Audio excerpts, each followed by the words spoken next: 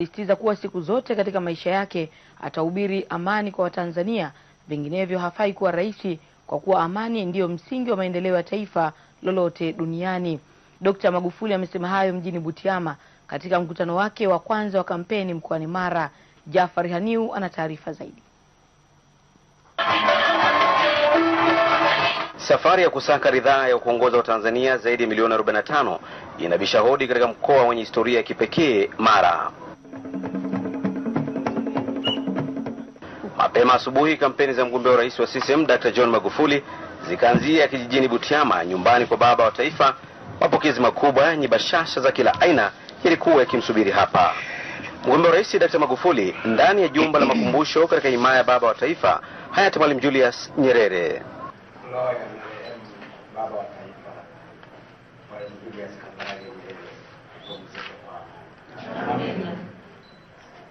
Hatua chache kutoka nyumbani kwa baba wa taifa ni mkutano mkubwa wa kampeni.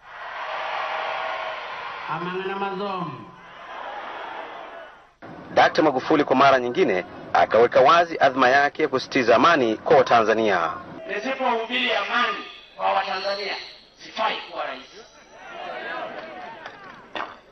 Nisipohubiri amani iliyojengwa chini ya msingi mikubwa ya umoja wetu sistahili kuwa rais.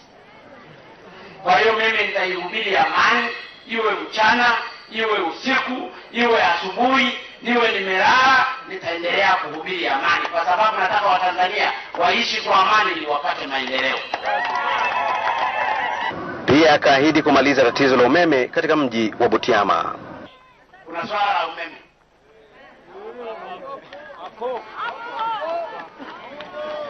Swala la umeme wala msenalo.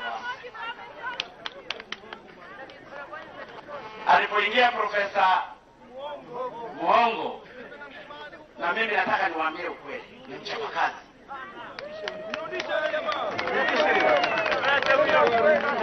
Alitumia uprofesa wake yule Mjita, yule ni chikaka, ni masika, ni mwamba.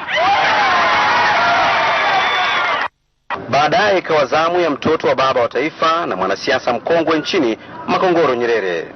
Nimetembea Ikulu, nimepakua kila mahali. Ikulu hakuna wodi ya wagonjwa. Pia baadhi ya makada wazoefu wa CCM wakaalikwa jukwani. Kwa sababu kuna watu wanasema miaka 54 ya CCM hakuna kilichofanyika. Wanasema hivyo. Sasa mimi niliposikia hivyo nikasema kwa Watanzania hiyo ni sababu mojawapo ya kuwanyima kura. Kwa sababu akisema kwa miaka 54 hakuna kilichofanyika, watakuwa wanasema uongo. Kwa sababu mafanikio yanaonekana wazi wazi. Jafari Haniu, TBC, Mara.